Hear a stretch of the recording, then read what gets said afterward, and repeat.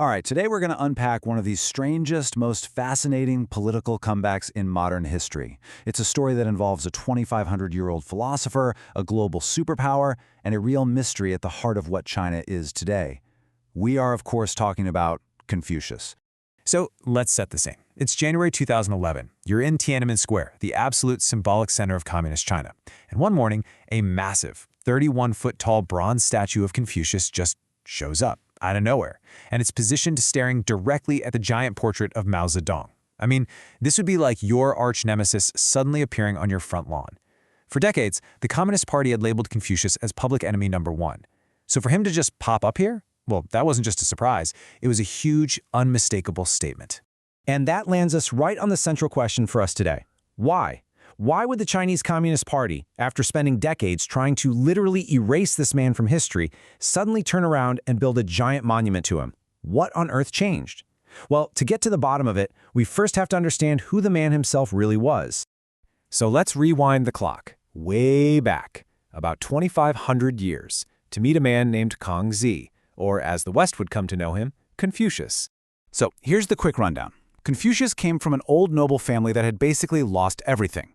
He worked his way up, landed a few minor government jobs, including, and I love this, the title Minister of Crime.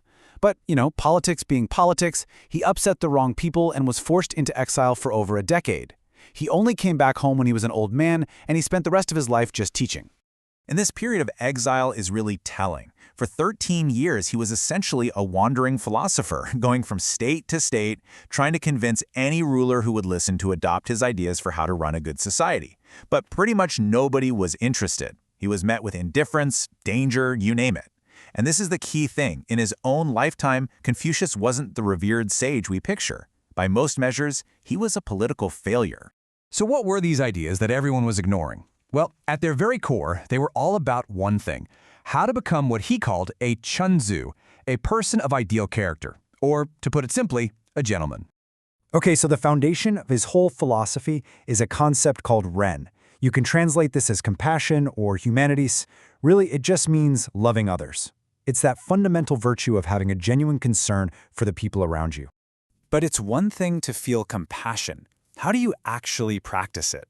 That's where the next idea, Li, comes in. Li means ritual. But don't just think of stuffy old ceremonies. For Confucius, Li was the whole instruction manual for society.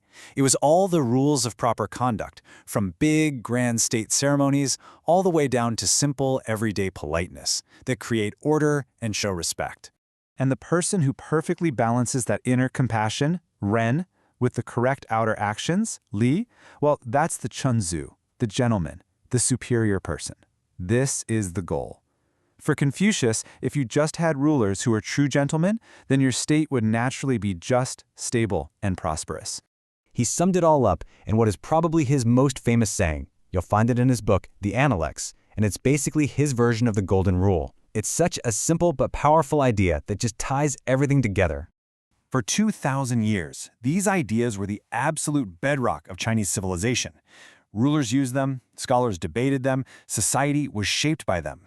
But then in the 20th century, all of that was turned on its head, and the most revered sage in Chinese history became an enemy of the people.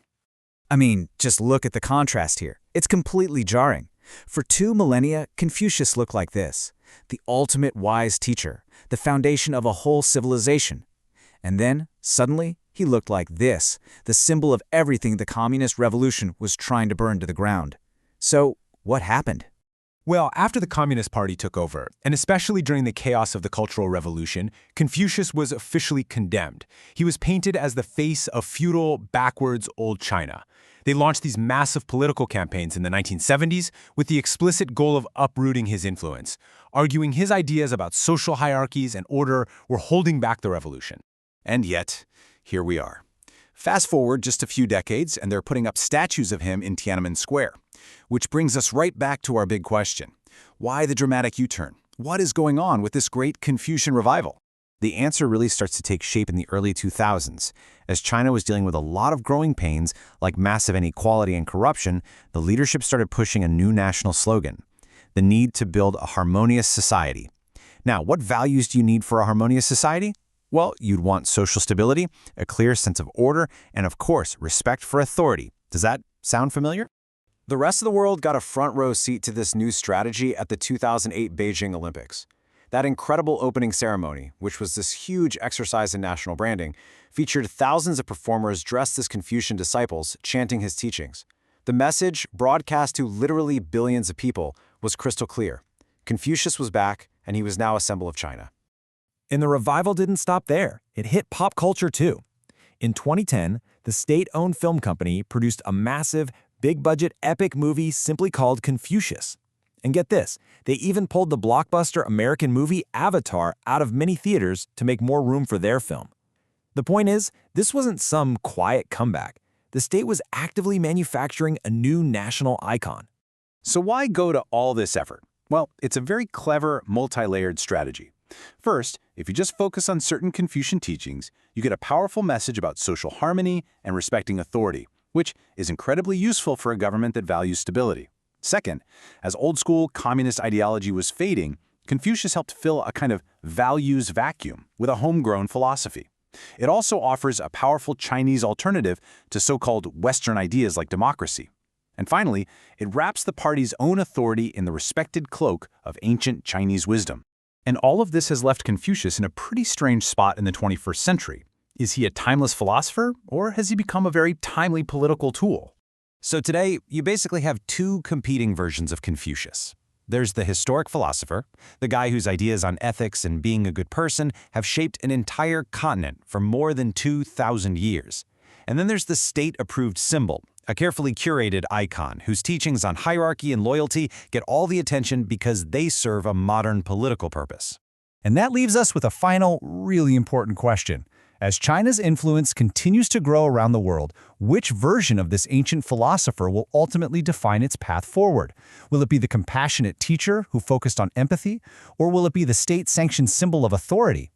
The answer to that question isn't just going to shape China, it's going to shape the world we all live in.